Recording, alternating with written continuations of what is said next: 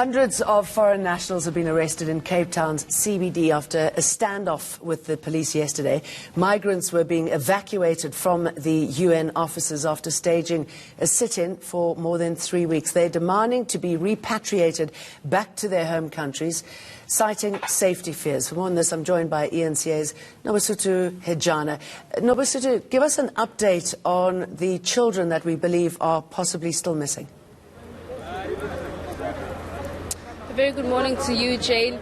With regards to the children, I did speak to the leaders, and I'm now joined by Mama Sylvie, who's just going to give us an update as to the 7 children that are missing. Mama Sylvie, you were telling me earlier that a child who's 7 months has still not yet been located. 7 children are still not yet been found since the 5th xenophobic attack that we had yesterday. Because I call it xenophobic attack, the 5th one, because this was the government that attacked us yesterday. If the High Court Commission can send police like that, meaning it's the government. So we couldn't find 7 children of our children up to now, and 2 people were passed away yesterday, died. But the police make sure that we couldn't see the body, because at that time they were busy throwing the water and the gas, so they make sure that nobody can even record it. And that's the time that they took the body of our people. So what sort of actions have you taken in ensuring that these children are missing? Because a child who is 7 months still needs the care of their mother. Yes, the mother is still crying, and we don't know what to do, because the time when they were taking the children and they were saying they were putting in the car without our consent, and I'm sure that the time that that child was taken, the 7 months, and with the others. Up to now, we don't know where is our belonging. They took everything from us. We don't know where is our bags. And our bags, there's money, there's cell phones, and that's what they were busy stealing yesterday. I cannot call that there was a police. That police were coming just to steal and beat us up and kill us. So where do you now start with all of this that has happened? Obviously, you are accommodated here in the church, but where do you start to begin and regaining your positions, and what is the situation? We're not going to stop. We're going to continue until we get what we want. We are at the church. If it's going to take us another month or 2 months or 3 months, we will be at the church. And if the church wants to accommodate us, we will go there again. We're not going to stop until we get out from this country. Well, Jane, that was Mama Sylvie, who was just telling us that 7 children are still missing. As young as 7 months old, the baby has not yet been located. They have saying that they've been looking for the children. The mother is still crying inside, but I'm not sure if they're willing to open a case against the police with regards to the missing children. And also they're saying that they're not stopping up until their demands are met. They will go. All right, let's leave it there, Nobasutu. I wanted to ask her more about the claims there of 2 people being dead in that incident. Now, a day after extreme violence against those refugees, the sit-in protest outside the United Nations High Commission for Refugee Officers in Pretoria enters its 3rd week. Migrants are pleading to be transferred to another country. Yesterday, police and refugees clashed in that Cape Town offices. Now, let's go over to Masego Rahlaga, who is in Pretoria. What is the situation there, Masego?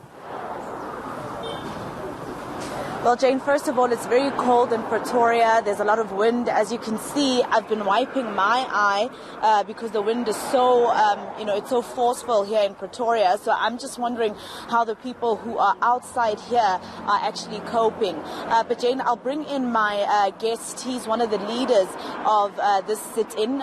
He's Mr. Ngenge. Mr. Ngenge, thank you so much for joining us. You're live on ENCA. So how long have you and the rest of the people here, how long have you been outside this office? Yes, we've been outside, and now is 3 weeks and 1 day. Yeah. Now tell me something. So what is it exactly that you want from the commissioner here? From the commission here, what we want, we need the commissioner to give us a protection, because we are no longer safe in this country, in South Africa. Yes. Has anybody from the Commissioner's office come out to hear some of your grievances, to speak to you guys? Yes, someone came and he spoke to us. He told us if they are ready to help us to go back in South Africa communities. But We don't want to go back because we are not safe in South Africa. What we need to be taken out from this country because here really we are not safe. Yeah, xenophobic attack each and every time. Yeah, citizens are busy attacking refugees. That's why we decided to come here and seek and demand this agency to give us a protection out of South Africa. Now, Mr. Ngenga, just one more question. Are you guys not afraid of what could happen? I mean, this is a very busy road. I've seen a lot of vehicles passing through. There's a lot of very small children here. What are you doing to ensure that the children stay away from the road? No, what you have to know, first of all, there is mom of the kid. It means there is a parent of the kid, and there is a people who assume the security of everybody here. Secondly, we don't have any choice because if we go back the place where we are coming from in different communities in South Africa, really our life is in danger. That's why we just stay here and seek the help which these people maybe they will give us. Thank you very much, Mr. Ngenge. Now, Jane, I'm going to step out of shot just to show you, just for instance, and I'll ask Mr. Ngenge to come. Now, if you look at that sign, Jane, it basically sums up exactly what he was saying. It says, we are refugees in South Africa, tired of being abused, killed. We are here to demand assistance from the United Nations High Commissioner for Refugees. Now, I'm going to ask my colleague Kamohelo to also just show you, like I said earlier, there's a lot of small children, for instance, on the sides, on the pavements. If you look at, for instance, the entrance, if I just ask Kamohelo to just move along to the entrance of the High Commission for Refugees, you cannot go in there. This is basically the main entrance where, people would probably drive in. You cannot go in there because this is where they've staged their sit-in. There's a lot of very young children around here. They've got, for instance, some of the water bottles, obviously to keep hydrated.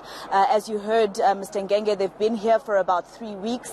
If you look onto the other side of the road as well, and my colleague Kulufelo will also come around. Like I said, it's a very busy road, so you can see all these cars that are going past. But there are people who have, erected tents, for instance, Jane, to sort of have some sort of shelter. But I don't think that it's safe, actually, Jane. Like I said, it's very dangerous. It's very cold today, for instance. So it's a very sad situation here in Pretoria, actually. Thanks, Mr. I mean, it makes you feel sick with despair, doesn't it? I mean, it's forever the case with refugees. You're leaving a place because it is so bad. You don't want to be sitting on the side of a road. Jane, I just saw that last shot, Maseko moving back into picture, and you actually realize these people are living on the road. Yeah. They're living on the side of the road. Any car that loses control there, it plows straight into them. But it says it all. It's safer there than being surrounded by South Africans. All right.